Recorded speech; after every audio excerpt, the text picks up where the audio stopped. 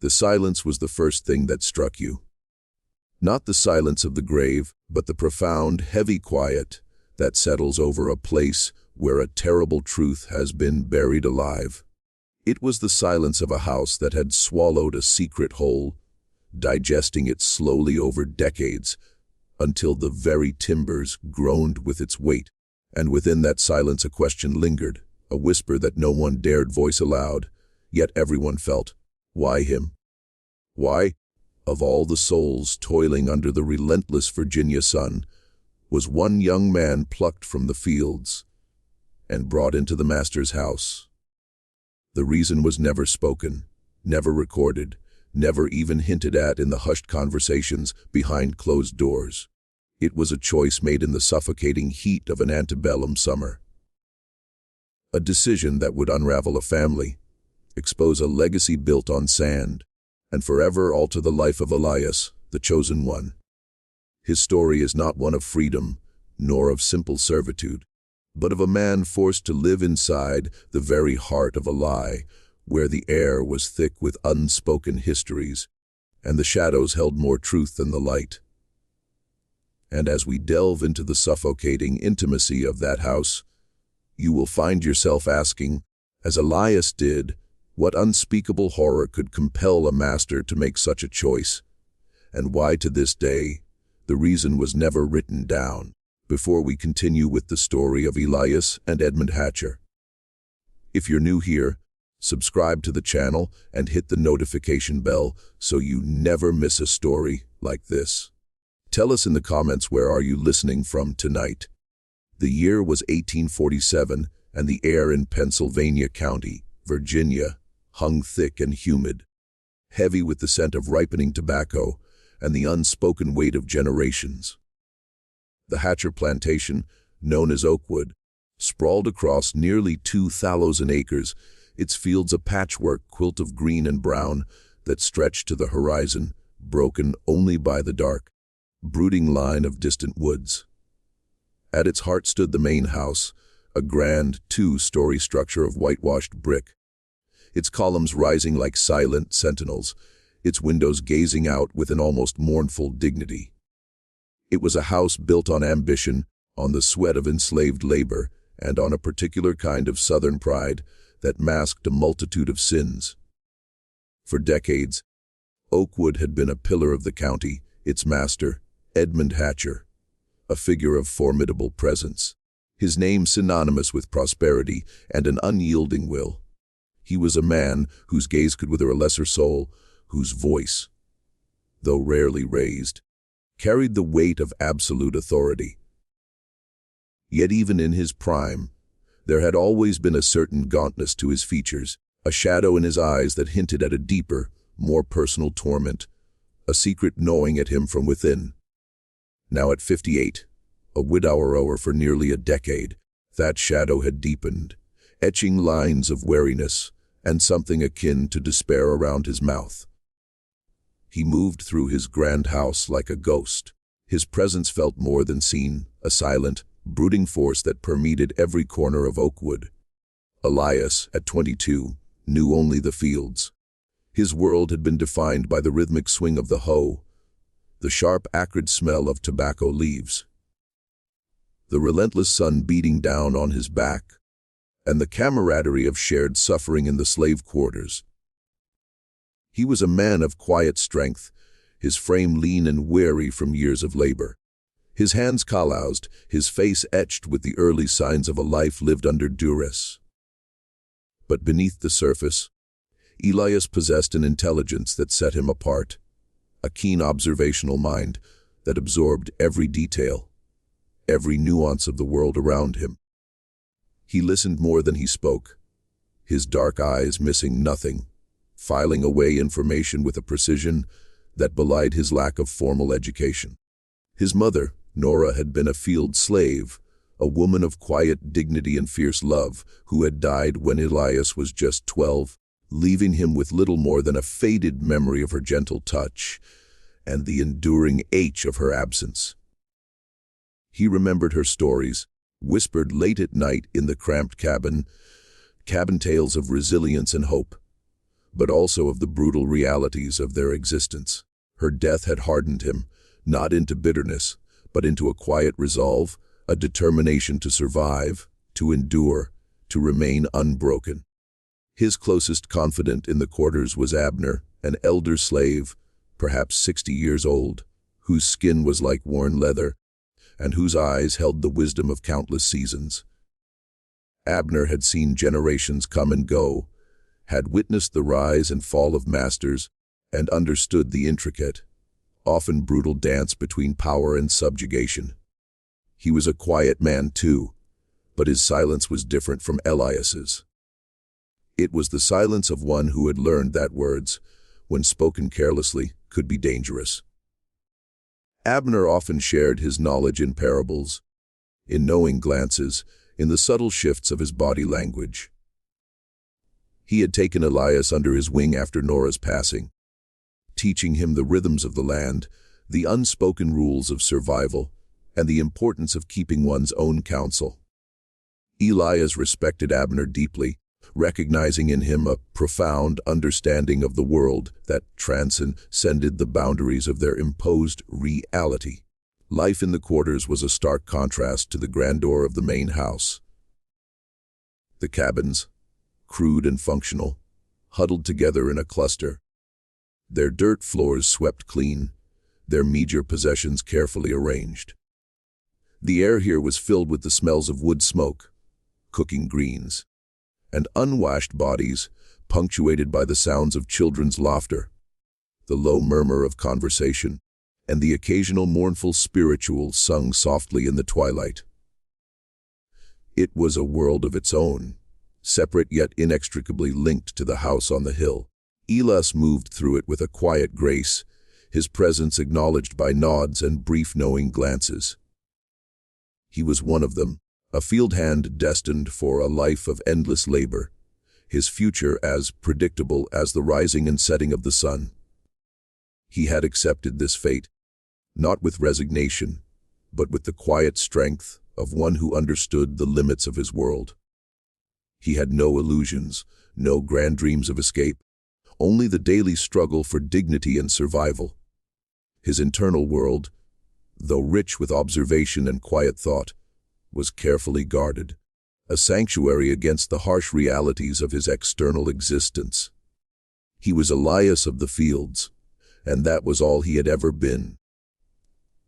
The thought that this carefully constructed normally, this predictable rhythm of his life, was about to be shattered would have been unthinkable, a notion too fantastical to entertain.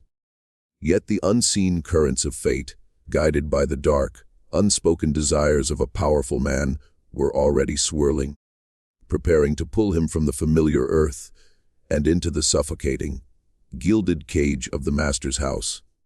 The day the world shifted for Elias began like any other, under a sky of relentless, cloudless blue. The sun beat down with an oppressive intensity, baking the earth and drawing beads of sweat from every brow. The air shimmered above the rows of tobacco plants, and the rhythmic thwack of hose against soil was the only sound that dared challenge the buzzing of cicadas.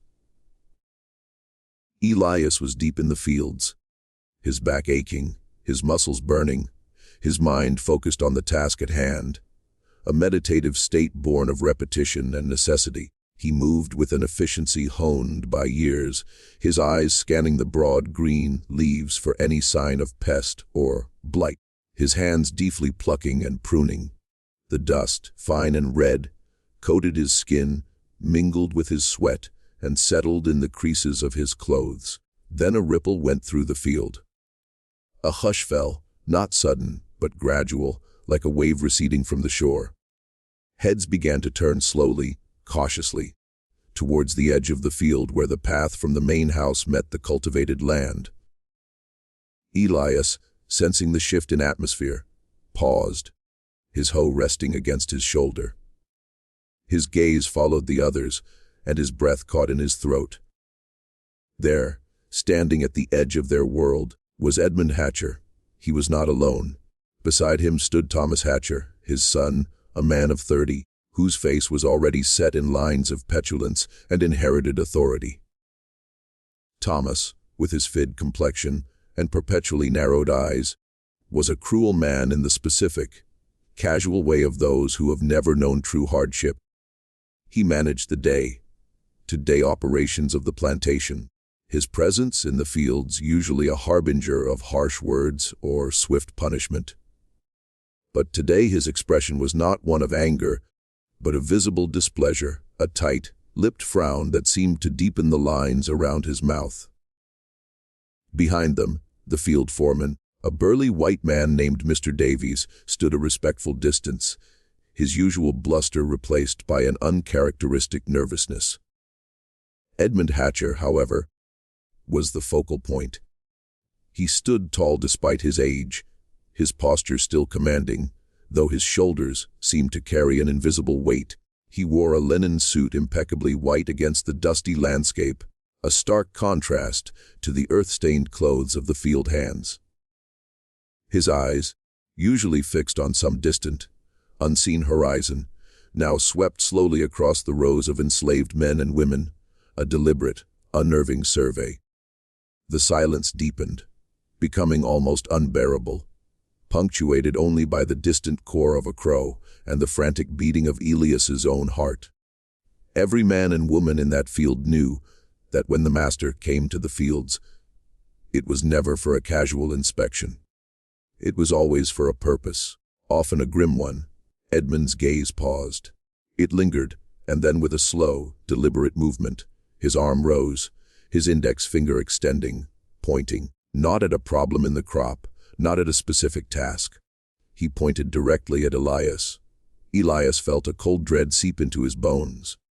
He stood frozen, his hoe still, his eyes wide, unable to comprehend. He looked around, half expecting the finger to shift, to point at someone else, anyone else, but it remained fixed on him. The field foreman, Mr. Davies, stepped forward, his voice a hesitant murmur. "Master Hatcher, is there a problem with Elias's work?" Edmund Hatcher did not lower his arm. His voice, when it came, was low, almost a whisper, yet it carried across the silent field with unchilling clarity. "No problem, Davies. Elias, you are to come with me. You will work in the house now. No explanation, no reason, just a pronouncement delivered with the finality of a decree." Thomas Hatcher shifted uncomfortably, a low guttural sound escaping his throat. "Father, with all due respect, Elias is a field hand. He knows nothing of housework. We have Ruth and the others." Edmund's eyes, sharp and cold, cut Thomas off. "My decision, Thomas, it is made." The words were not a request, but a dismissal of any argument. Thomas fell silent, his face a mask of barely concealed fury.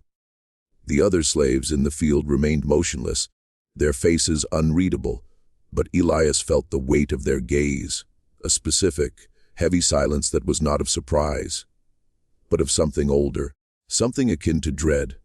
They knew in their bones that such a choice made without explanation was rarely a blessing. It was a mark, a separation, a plunge into an unknown that could be far more perilous than the familiar hardships of the fields. Elias felt their pity, their fear, and perhaps a flicker of morbid curiosity. He was being singled out, and in their world, to be singled out was often to be marked for a fate no one envied. Elias slowly lowered his hoe to the ground. His legs felt heavy as if rooted to the earth. He took a deep breath, the air suddenly tasting metallic and strange. He glanced at Abner, who stood a few rows away, his face a study in stoicism. But in Abner's eyes, Elias saw a flicker of profound concern. A silent warning. "Come." "Elias," Edmund Hatcher said, his voice now softer, almost coaxing, a tone Elias had never heard directed at him before. It was more unsettling than any command. Elias walked, his step stiff, his mind a whirlwind of confusion and fear. He left the familiar scent of tobacco and dust, the comforting rhythm of shared labor, and walked towards the imposing figure of the master, towards the grand house that had always been a distant, untouchable presence. As he passed Thomas, he felt the younger Hatch's hostile gaze, a palpable wave of resentment that promised future trouble. The walk to the house was a blur. The world seemed to tilt on its axis. The sounds of the fields faded, replaced by the crunch of gravel underfoot, the rustle of leaves in the manicured gardens, and the unsettling quiet of the master's domain. He was led through a side entrance, into the cool, shadowed interior of the house, a place he had only ever glimpsed from afar. The air inside was different, cooler, heavier, scented with beeswax, old paper, and something indefinable, something that spoke of secrets and long-held histories.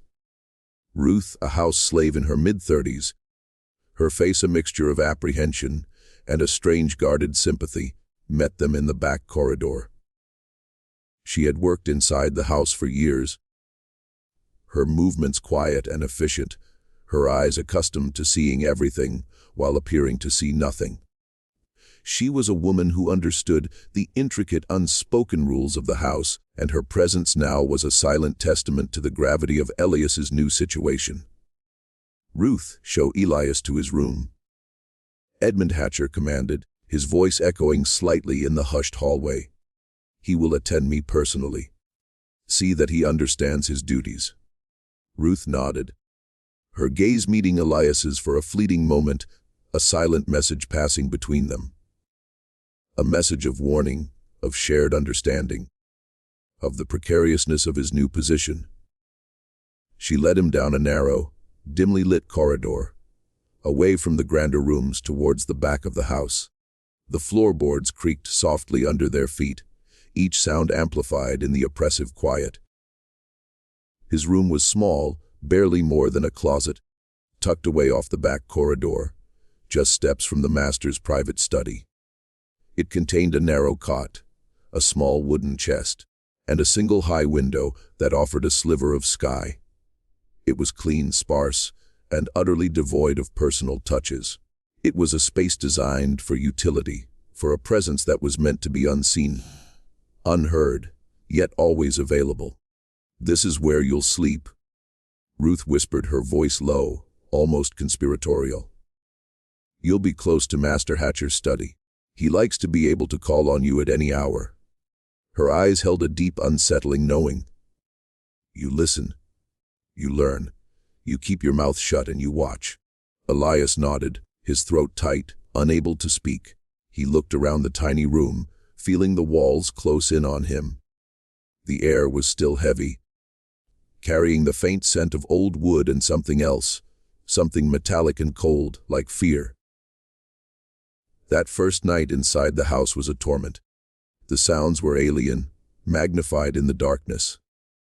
The creak of floorboards above, the distant chime of a grandfather clock, the rustle of leaves outside the window, the soft, almost imperceptible murmur of voices from other parts of the house. He lay on the cot, his body stiff, his mind racing, trying to make sense of the inexplicable choice that had plucked him from his familiar world. He felt like a bird trapped in a gilded cage, the bars invisible but no less real. He could feel the presence of the house around him. A living, breathing entity filled with secrets. And then he heard it, a soft, almost imperceptible sound from the master's study just beyond his wall.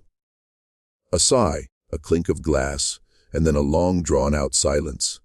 Elias knew with a chilling certainty that Edmund Hatcher was awake just as he was.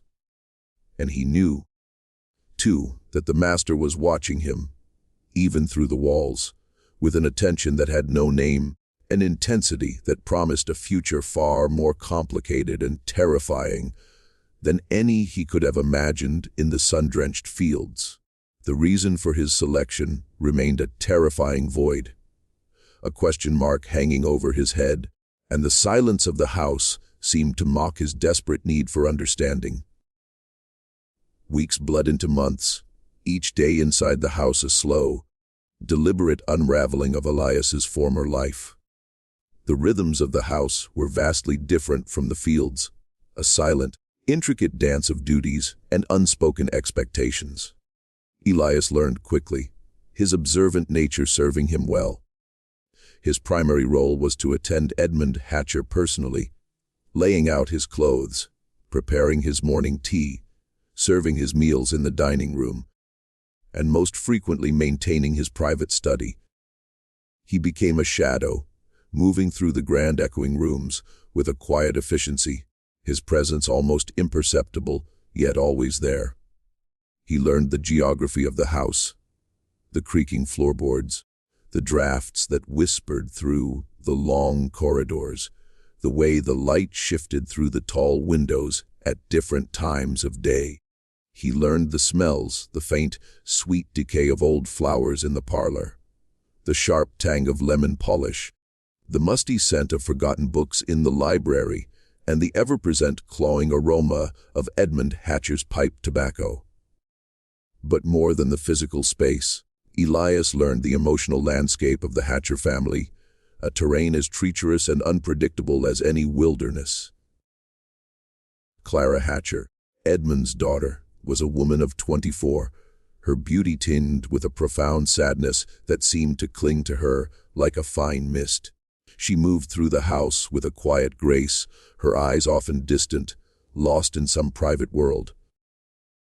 Elias observed her in the morning, sitting by the window, a book open in her lap, though she rarely seemed to read. Her education, unusual for a woman of her station in that time, seemed to have only deepened her unhappiness, making her acutely aware of the gilded cage she inhabited. She would sometimes offer Elias a small, almost imperceptible nod, a flicker of acknowledgement that was more than any other white member of the household offered. Yet it was always accompanied by a look of profound pity, as if she saw a reflection of her own entrapment in his new servitude. Thomas Hatcher, on the other hand, made no secret of his resentment. His cruelty, once directed at the field hands, now found a new, more personal target in Elias. He would find fault where there was none, issue contradictory commands, and often simply stand and stare at Elias with a simmering hatred that was almost palpable. Elias understood that Thomas saw him not just as a slave, but as an interloper, a symbol of his father's inexplicable favoritism, a threat to his own position as heir. Thomas's eyes, when they met Elias's, were always cold, always calculating, promising retribution for a slight that Elias had not committed, but merely embodied. Mrs. Dorothea Price, the housekeeper, a white woman in her late 50s, was a formidable presence. She had served the Hatcher family for over 20 years, her knowledge of the house and its inhabitants encyclopedic. Her face was a road map of tight lines and carefully controlled expressions, her eyes sharp and knowing, yet always guarded. She moved with a stiff, almost brittle dignity, her starched aprons rustling softly as she went about her duties. Mrs. Price was a master of careful silences, a woman who had learned that survival in this house sometimes meant swallowing what you knew, burying it deep within. She watched Elias with a mixture of suspicion and a strange, almost maternal concern. Her instructions always precise, her warnings often delivered in clipped, ambiguous phrases that hinted at deeper currents beneath the surface. She was a keeper of secrets, and Elias sensed that her knowledge extended far beyond the daily running of the household. But it was Edmund Hatcher who remained the central, most unsettling figure in Elias's new existence. The master's habits became a predictable, yet no less disturbing routine. Every night without fail, Edmund would retire to his private study, locking the heavy oak door behind him. Elias would hear the soft click of the lock, a sound that marked the boundary between the public and private worlds of the master. Inside, Edmund would drink, often late into the night. The clink of glass and the occasional heavy sigh, the only sounds that escaped the thick walls. On the wall of the study, above the imposing fireplace, hung a portrait.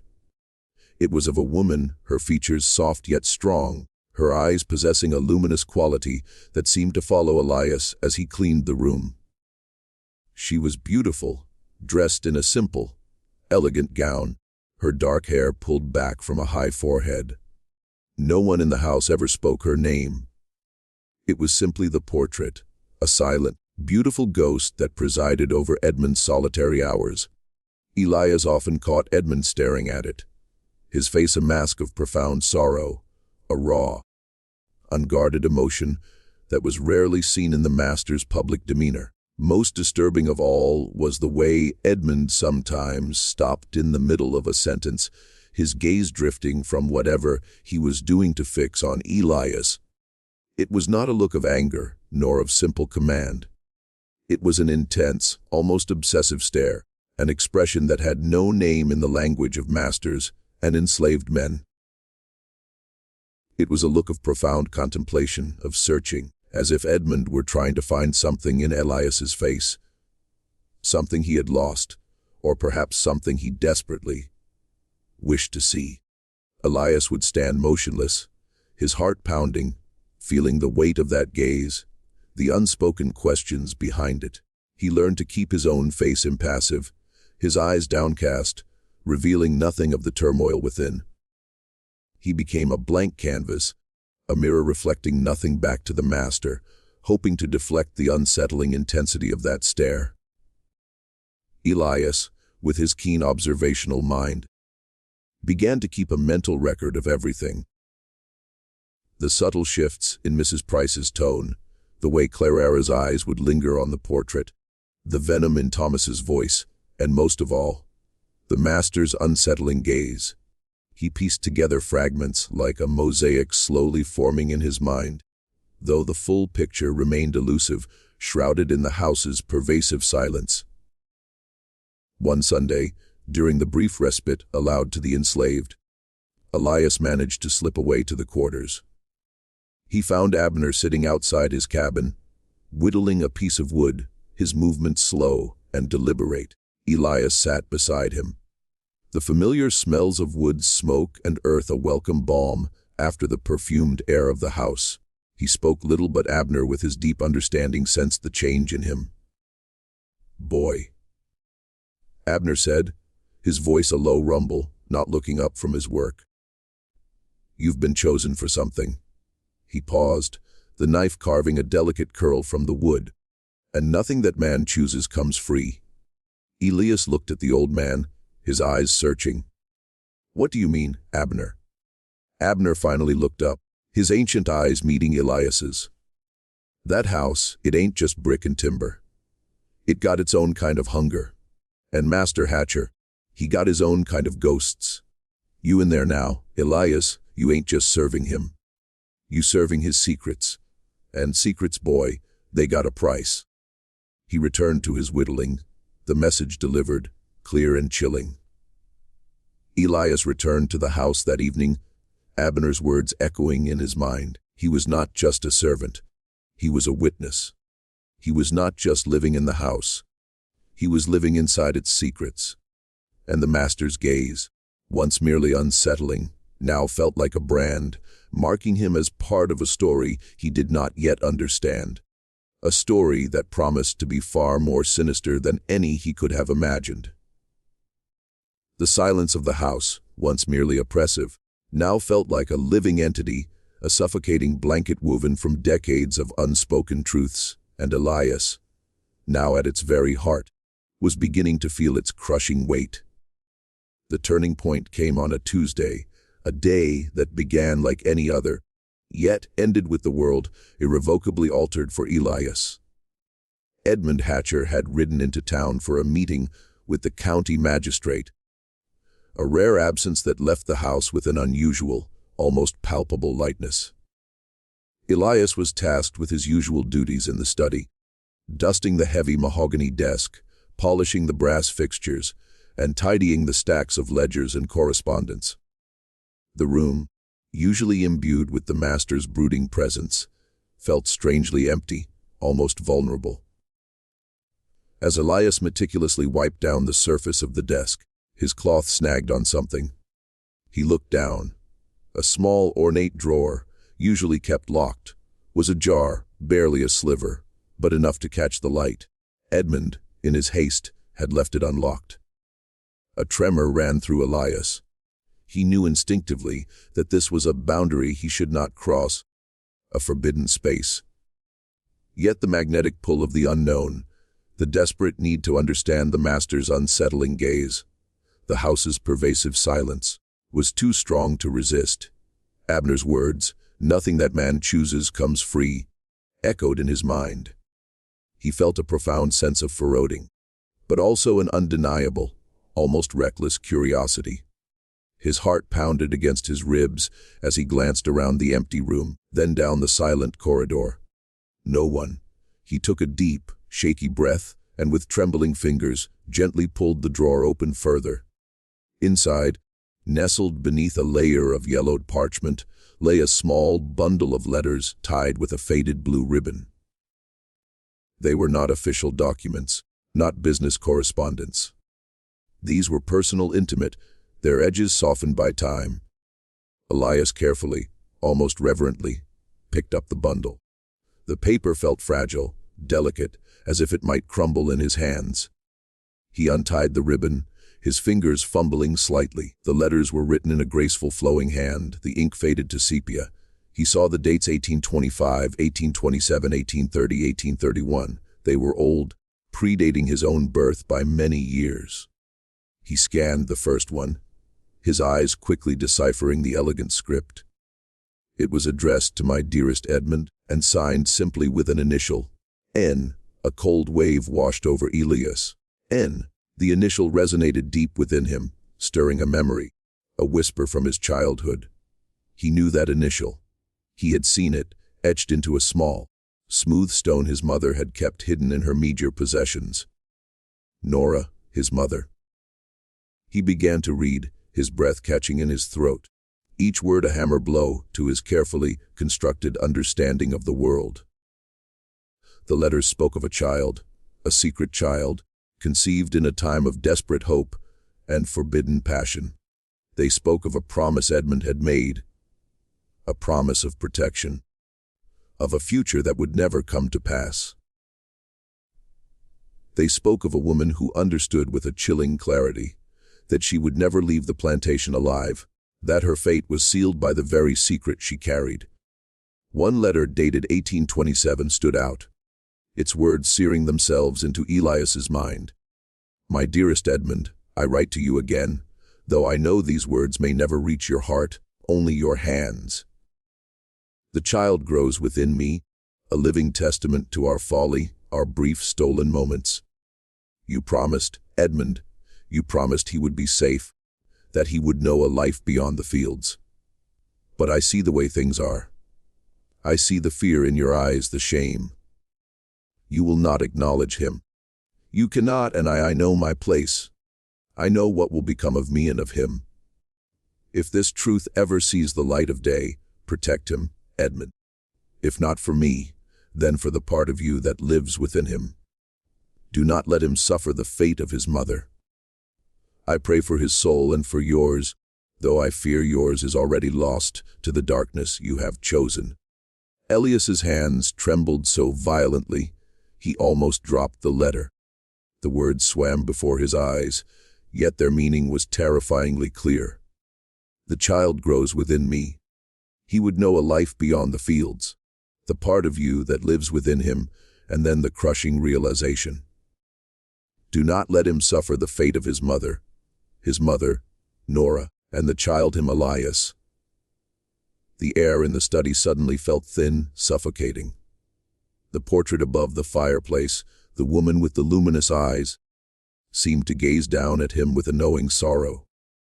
He looked at her, truly looked at her, and saw a faint, almost imperceptible resemblance to his mother, a shared strength in the set of the jaw, a similar depth in the eyes. Was this the woman Edmund truly loved, or was she merely a symbol, a stand-in for the forbidden love he had betrayed? He did not take the letters. He did not even consider it. The weight of them, the sheer devastating truth they contained, was too immense to carry. With meticulous care, his hands still shaking, he folded the letter he had read, placed it back with the others, and tied the faded blue ribbon exactly as he had found it. He gently returned the bundle to the drawer, pushing it closed until it clicked softly into place.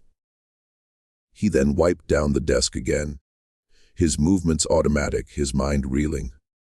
He finished his duties in a daze, the familiar objects of the study now imbued with a sinister new meaning.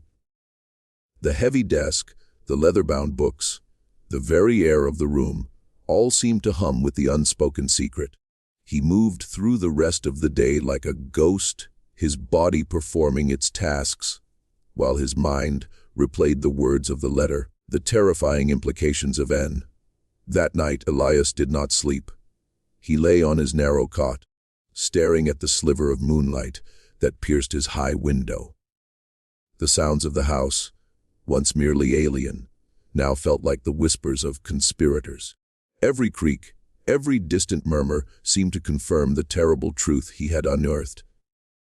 Edmund Hatcher's unsettling gaze, his inexplicable choice, the house's pervasive silence. It all coalesced into a single horrifying revelation. He was not just a slave chosen for service.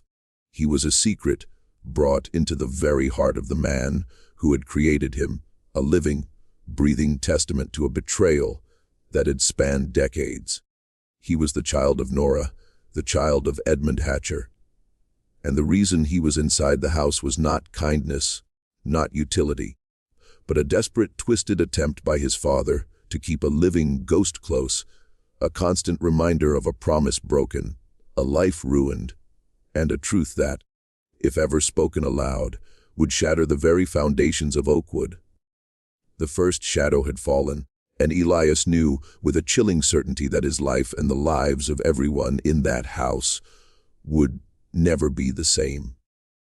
The revelation of the letters, the undeniable truth of his parentage, did not explode within Elias. Instead, it settled, a cold, heavy stone in the pit of his stomach, radiating outward to permeate every fiber of his being. He now saw everything through a new, terrifying lens. Edmund Hatcher's attention, once merely unsettling, was no longer random. It was not kindness nor simple utility. It was the gaze of a man haunted, a man who could not stop looking at the face of a woman he had wronged. A woman now dead, a face he saw every time he looked at the son he had never acknowledged. Elias was not just a servant. He was a living, breathing accusation, a constant silent reminder of Edmund's deepest shame. The entire architecture of the house took on a new sinister meaning. The grand columns, the polished floors, the heavy draperies. They were not just symbols of wealth, but the elaborate facade of a lie. The silence that permeated Oakwood was no longer just the quiet of a well-run household. It was the suffocating silence of complicity, of unspoken truths, of a secret so profound it had warped the lives of everyone within its walls.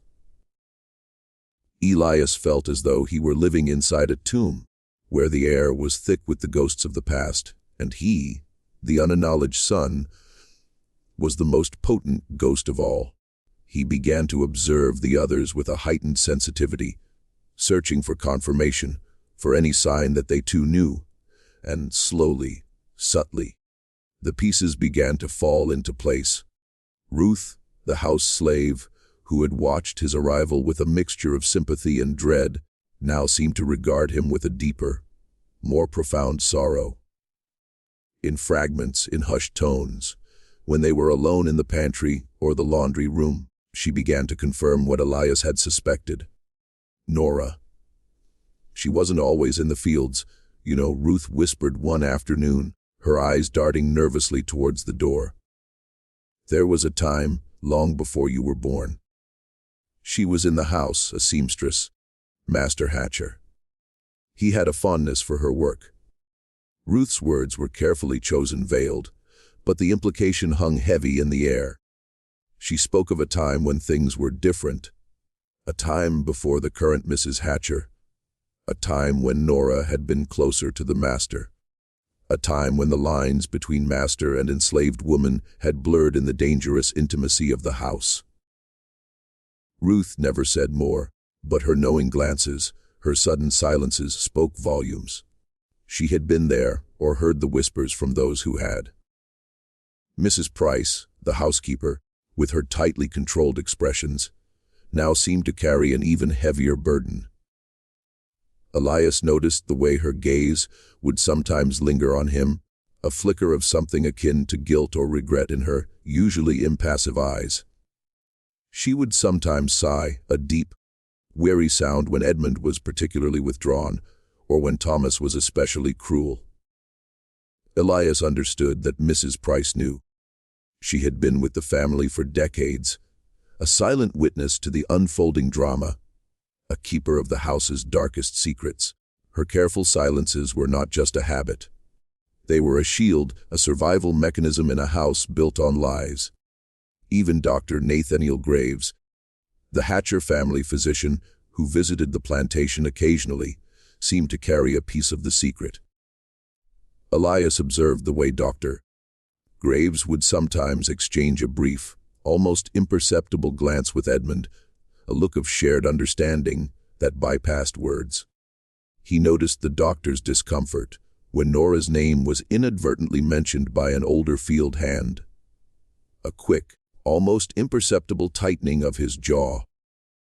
Dr. Graves, a man of science and discretion, was clearly privy to the family's hidden history, his medical knowledge perhaps extending beyond physical ailments to the deeper psychological wounds of the Hatcher household. And Thomas, his simmering resentment towards Elias now made chilling sense.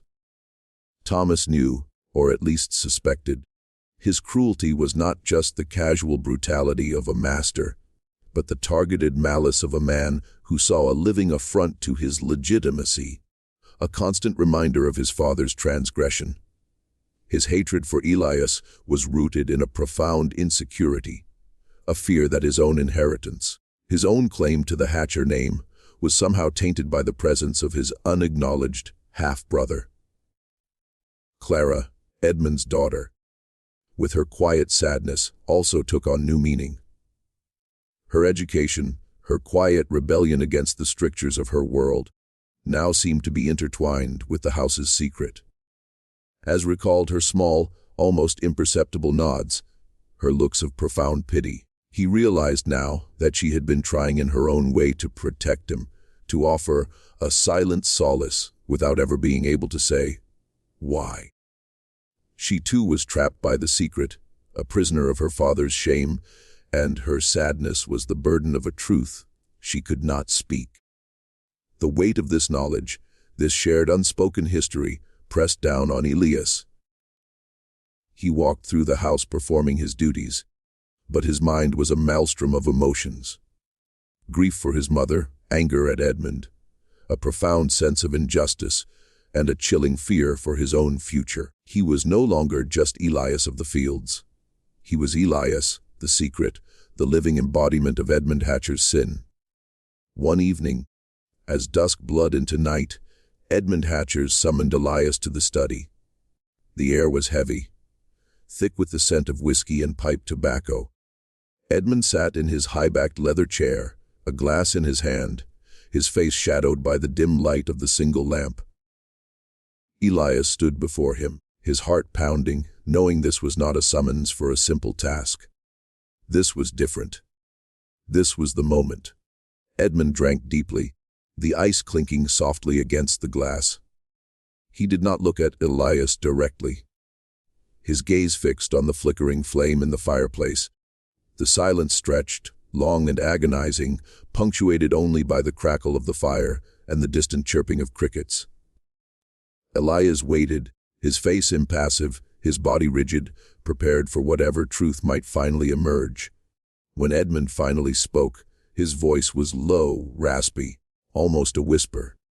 But it was not about the letters. It was not about Nora. It was not about the truth.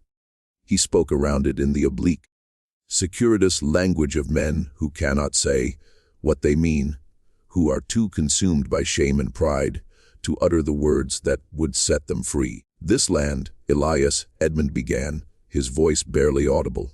It is more than just soil and crops. It is a legacy, a name. It is what a man leaves behind. He paused, taking another long swallow of whiskey. My father, he built this from nothing. And I have kept it, maintained it, added to it. His gaze finally shifted, not to Elias's eyes, but to his hands, calloused and strong. A man, he owes something to what he has made, to his name, to his blood. Elias listened, his mind racing, trying to decipher the veiled confession. Edmund was speaking of legacy, of blood, of what a man owes. He was speaking of Elias without ever speaking his name. He was acknowledging the connection, the shared blood without ever uttering the words, son or father. There are obligations, Edmund continued, his voice growing fainter, as if the words themselves were a physical burden. To the past, to the future, to order, he gestured vaguely around the study at the books. The ledgers, the symbols of his carefully constructed world. Order must be maintained at all costs. Elias said almost nothing. He simply stood, a silent, unmoving presence absorbing every word, every nuance, every unspoken truth. He understood. Edmund was not confessing. He was justifying. He was not seeking forgiveness. He was seeking understanding for the choices he had made, the order he had preserved. Even at the cost of a life, even at the cost of his own soul. He was acknowledging Elias's existence, his place in the legacy, but only within the confines of the established order, the order that had denied him his name, his freedom, his rightful place. When Edmund finally dismissed him with a weary wave of his hand, Elias turned and left the study, the heavy oak door closing softly behind him. But something had shifted between them, an acknowledgement without words, a recognition without confession. The silence that had once been a barrier was now a shared space, a suffocating intimacy born of a terrible, unspoken truth. Elias knew with a chilling certainty that he was not just living in the house. He was living inside Edmund Hatcher's conscience, a constant silent tormentor, a living ghost of a past that refused to stay buried. The weight of this silence, this profound shared secret, was almost unbearable. And Elias knew with a sinking heart that it would only grow heavier with time. If this story is already making the hair on the back of your neck stand up, you're not alone. Hit that like button to let us know you're still with us. Leave your theories in the comments below and share this video with someone who loves dark history. Now, back to the house on the hill. The months that followed, the unspoken acknowledgement in the study, were the most dangerous Elias had yet endured. The fragile truce, the silent understanding between him and Edmund, seemed only to inflame the simmering resentments of others, particularly Thomas. The house, once a place of oppressive quiet, now felt like a pressure cooker, its cracks slowly widening under the strain of its hidden truths. Thomas Hatcher, his face perpetually flushed with anger and drink, began to actively move against Elias. His accusations grew bolder, his cruelties more pointed. He would accuse Elias of petty thefts, a missing silver spoon, a misplaced ledger, knowing full well they were lies. He would deliberately assign Elias impossible tasks, then berate him for his failure. His ultimate goal was clear: to have Elias sent back to the fields, or worse, sold to another plantation to remove the living affront to his own legitimacy. "He's insolent, father," Thomas would bellow, his voice echoing through the dining room during meals, his eyes fixed on Elias. "He's not suited for housework. He belongs with the others." Edmund, however, would merely sigh, a weary, dismissive sound, and wave his hand, always protecting Elias, always keeping him close, a decision that only fueled Thomas's rage. Elias learned to anticipate Thomas's attacks, to deflect them with a quiet stoicism, knowing that any reaction would only provide Thomas with the justification he sought. He moved through the house with a heightened sense of vigilance. Every shadow a potential threat, every corner a possible ambush. The visits of Dr. Nathaniel Graves, once infrequent, seemed to become more regular. Edmund's health, always precarious, seemed to be declining more rapidly. His gauntness more pronounced, his cough deeper. During one such visit, Illas, tasked with bringing fresh water to the study, overheard a fragment of conversation that chilled him to the bone. The door was slightly ajar, and Dr. Graves's voice, usually calm and measured, was laced with a rare urgency. "Edmund, doctor," Graves said, his tone low. "You cannot keep him here indefinitely. It is unnatural and dangerous for everyone involved."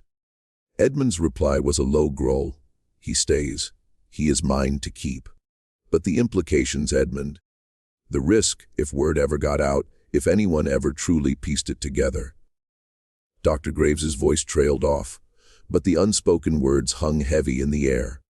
"If anyone knew he was your son, you made a decision years ago to keep him close. Not to free him, not to acknowledge him, just close. Like a secret you can't destroy. But secrets have a way of festering, Edmund. They poison everything." Elias froze, the pitch of water heavy in his hands. He heard Edmund's heavy sigh, then the clink of glass. "I know the risks, Nathaniel. I live with them every day, but I cannot send him away, not now." The conversation ended abruptly as Edmund coughed, a deep rattling sound. Elias quickly retreated, his mind reeling. Dr. Graves's words confirmed everything. Edmund had made a conscious decision years ago to keep Elias close, to have him within his sight, a living penance, a constant reminder of his sin, but never to truly acknowledge him. It was a twisted form of possession, a desperate attempt to control a truth he could not face. The house, already a repository of secrets, began to show deeper cracks. Mrs. Price, the stoic housekeeper who had carried the weight of the Hatcher family's hidden history for decades, slowly began to unravel. The strain of her knowledge, the constant vigilance required to maintain the facade, was finally taking its toll. Her movements became less precise, her silences more brittle. She began to make small mistakes, to forget minor details. Her eyes often distant, haunted. One afternoon, Elis found her in the pantry, her hands trembling as she polished a silver tray. Her eyes, usually so guarded, were wide with a desperate, almost frantic fear. "It's all coming apart, Elias," she whispered, her voice barely audible. "The house, it's sick. And the master, he's losing his grip." She spoke of Nora, not directly, but in veiled allusions, hinting at the injustice, the betrayal, the terrible price paid for Edmund's pride. She spoke of the portrait of the letters of the child. She spoke of a decision made long ago, a decision that had poisoned everything. Elias listened, his heart heavy. He knew Mrs. Price was close to breaking, that the burden of her knowledge was becoming too great. He tried to offer a silent comfort, a steady presence, but he knew it was futile. The house was indeed sick, and its sickness was contagious. A week later, Mrs. Price was found dead in her bed. The official cause pronounced by Dr. Graves was a sudden heart ailment. But Elias knew better. He had seen the fear in her eyes, the way she had been teetering on the edge of revealing too much. He had heard the hushed, urgent conversations between Edmund and Thomas in the days leading up to her death. He knew with a chilling certainty that Mrs. Price had been silenced, not with violence perhaps, but with a calculated, insidious pressure, a fear so profound it had stopped her heart. Her death was a stark, brutal reminder that the secret that made him chosen also made him dangerous. He was not safe. The truth he carried was a weapon, and those who knew it or threatened to reveal it paid the ultimate price. Clara Hatcher, her face pale and drawn, sought Elias out in the garden one evening, her voice a low, urgent whisper. "Elias," she said, her eyes wide with genuine fear. "You must be careful, more careful than you have ever been. My father, he is capable of anything to protect his name, and Thomas, he is a viper." She looked around nervously, as if expecting to be overheard. Mrs. Price, her death was no accident. Not truly. She knew too much. And now you are the one who knows. Her hand, usually so delicate, gripped his arm with surprising strength. Be careful, Elias, for your own sake. For Nora's sake. Her words, spoken with such raw, uncharacteristic fear, confirmed his darkest suspicions. Clara, too, was genuinely frightened, not just for herself, but for him. But for the cracks in the house were widening, and Elias knew that the ground beneath his feet was becoming increasingly unstable. He was living on borrowed time, a pawn in a deadly game. And the truth he carried was a ticking bomb threatening to shatter the entire edifice of Oakwood. The death of Mrs. Price, swift and chillingly convenient, solidified Elias's understanding of the true nature of the house and the man who ruled it. The secret was not merely a burden. It was a living, breathing entity that demanded sacrifices. And Elias, the unacknowledged son, was now at its very heart. He understood that his knowledge was not just power, but a profound vulnerability. He could not speak it. He could not act on it. The law, the society, the entire brutal architecture of Virginia in 1855 made the truth he carried not just unspeakable, but potentially lethal. To reveal it would be to invite destruction, not just for Edmund, but for himself, for Clara, for anyone who dared to challenge the established order. He moved through his days with a new, profound sense of isolation. The other house slaves, sensing the shift in the house's atmosphere, avoided him, their glances wary, their whispers hushed. He was marked, set apart, not just by Edmund's choice, but by the terrible knowledge he now possessed. One afternoon, while cleaning Edmund's study, his gaze fell upon a loose floorboard beneath the master's heavy desk. It was almost imperceptible. A slight discoloration in the wood, a faint gap. His heart quickened. He remembered the letters, the hidden drawer. He knelt, his fingers tracing the outline of the board.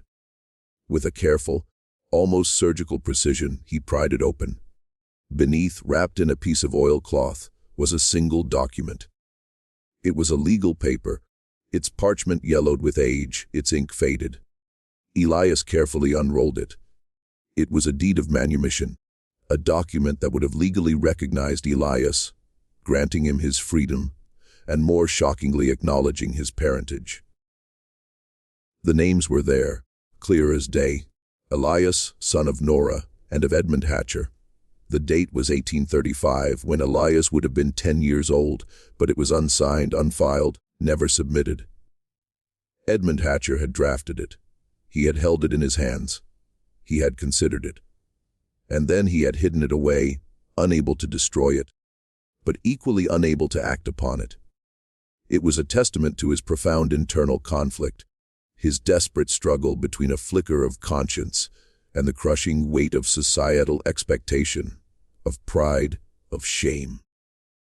He could not bring himself to acknowledge his son, to shatter the carefully constructed facade of his life, to risk the scandal that would surely follow.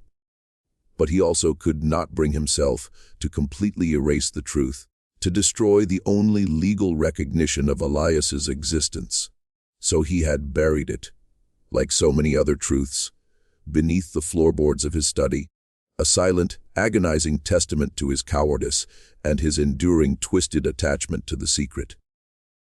Elias held the document in his hands, the paper rustling softly, a ghost of a chance, a phantom future. He thought of his mother, Nora, her quiet strength, her fierce love, her desperate plea in the letters for her son to know a life beyond the fields.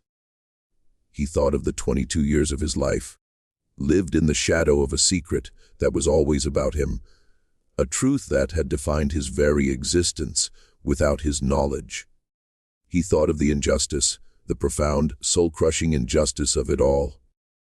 This piece of paper, this unsigned decree, represented everything he had been denied, everything his mother had hoped for him. A wave of profound grief mixed with a cold, Burning anger washed over him. He could have been free. He could have had a name, a recognized lineage. He could have had a life. But Edmund Hatcher, his father, had chosen shame over honor, pride over justice, silence over truth. He stood there for a long time. The document in his hands, the weight of it immense. He could take it. He could expose Edmund. He could shatter the house, the family, the entire carefully constructed world of Oakwood. But what would it gain him?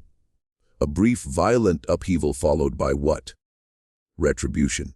A life on the run. The destruction of Clarara's fragile peace. The confirmation of Thomas's darkest fears. In this world, in this time, a black man, even one with a white father, had no legal recourse, no true justice. The truth in this context would not liberate. It would only destroy. With a heavy heart, Elias carefully folded the document, placed it back in its oilcloth wrapping, and returned it to its hiding place beneath the floorboard. He pressed the board back into place, ensuring it was perfectly aligned, leaving no trace of his discovery. He said nothing. He spoke to no one. But something in him was now permanently different. The silence he carried was no longer someone else's burden, someone else's shame. It was his own choice. He had seen the truth, held it in his hands, and consciously decided to bury it again, not out of fear, but out of a profound understanding of the world he inhabited. He would carry this truth not as a weapon, but as a shield, a silent knowledge that would guide his path. The weight of the truth was immense, but Elias, forged in the crucible of Oakwood secrets, was now strong enough to bear it, knowing that some battles were not fought with words or documents, but with an enduring, silent will. Just when we thought we understood what Edmund Hatcher was hiding, the truth reveals itself as something far more disturbing than any of us could have imagined. If this story is giving you chills, share this video with a friend who loves dark mysteries. Hit that like button to support our content, and don't forget to subscribe so you never miss stories like this. Let's discover together what happens next. The year 1861 arrived like a storm front. Dark and ominous, bringing with it the thunder of distant cannons and the chilling winds of war, the fragile peace that had long masked the deep fissures in American society. And within the Hatcher household, finally shattered, the Civil War began, and its brutal reality began to tear at the very fabric of Oakwood. The plantation, once a symbol of prosperity, began to fracture. The fields, once meticulously tended, showed signs of neglect as the labor force dwindled. Some fleeing north, others pressed into service for the Confederate cause. The sounds of distant skirmishes, the rumors of battles fought and lost, permeated the air, replacing the familiar rhythms of plantation life with a pervasive sense of dread. Thomas Hatcher, fueled by a potent mix of Southern pride, inherited cruelty, and a desperate need to prove himself, eagerly enlisted with the Confederacy. He rode off to war with a flourish, leaving behind a trail of debt, a legacy of petty tyrannies, and a house that breathed a collective sigh of relief at his absence. His departure, however, left Edmund Hatcher even more isolated, more vulnerable, clinging to the remnants of his authority with a desperate, almost pathological grip. Clara Hatcher, however, found her quiet rebellion transformed into active, albeit clandestine resistance. Her sadness, once a passive lament, now fueled a quiet determination. She had, over the years, cultivated a network of contacts, abolitionist sympathizers in the North, and courageous individuals within Virginia who believed in a different future. Under the cloak of night, with a quiet courage that belied her delicate appearance, she began to help several enslaved individuals from Oakwood and neighboring plantations escape north, guiding them to safe houses, providing them with what little resources she could spare. Elias, observing her furtive movements, her hushed conversations, understood her purpose, and a silent mutual respect grew between them, a shared understanding of the moral rot that permeated their world. He never spoke of what he saw, but his silent acknowledgement was a comfort to Clara, a rare moment of shared truth in a world of lies. Edmund Hatcher, now aged and diminished, seemed to shrink within his grand house. The war, the loss of his son to its uncertain embrace, the dwindling productivity of his land, the erosion of his social standing. All these external pressures seemed to accelerate his internal decay. He clung to Elias with an almost pathological desperation. Elias was no longer just a servant, no longer just a secret. He was a lifeline, a constant presence in a world that was rapidly crumbling around Edmund. He was the only one who remained, the only one who bore witness to Edmund's slow, agonizing collapse. The master's once formidable presence was now reduced to a frail, trembling figure. His hands, once strong and commanding, now shook uncontrollably. His eyes, once sharp and piercing, were clouded with a profound wariness, a deep-seated fear. He spent most of his days in the study, drinking heavily, staring at the portrait of the unnamed woman, his mind lost in the labyrinth of his past. One particularly bleak evening, as the sounds of distant cannon fire rumbled like an angry god across the Virginia landscape, Edmund Hatcher summoned Elias to the study. The room was dim, lit only by a single sputtering candle, casting long, dancing shadows on the walls. Edmund sat slumped in his chair, his face pale, his breath shallow. He looked utterly broken, a man stripped bare of his pride, his authority, his very essence. "Elias," Edmund rasped, his voice barely a whisper thick with whiskey and despair. He gestured vaguely towards the decanter. Elias poured him another drink, his movements automatic, his heart heavy. He knew this was it, the final unraveling. Edmund drank deeply, then fixed his gaze on Elias, his eyes wide, almost childlike in their vulnerability. The war, it takes everything. Everything a man builds. Everything he believes in. He paused, a long, shuddering breath escaping his lips. "My father, he would be ashamed. Ashamed of what I have become, of what this place has become." He spoke of Nora, not by name, but in veiled illusions, in fragmented sentences that painted a picture of a desperate, forbidden love, a moment of weakness, a promise made in haste and broken in fear. He spoke of the child, of the burden of his existence, of the shame, the fear of scandal, the need to preserve his name, his legacy, his order.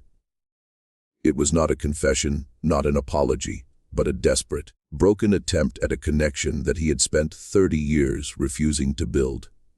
He was trying in his final moments of lucidity to explain, to justify, to unburden himself of the crushing weight of his secret.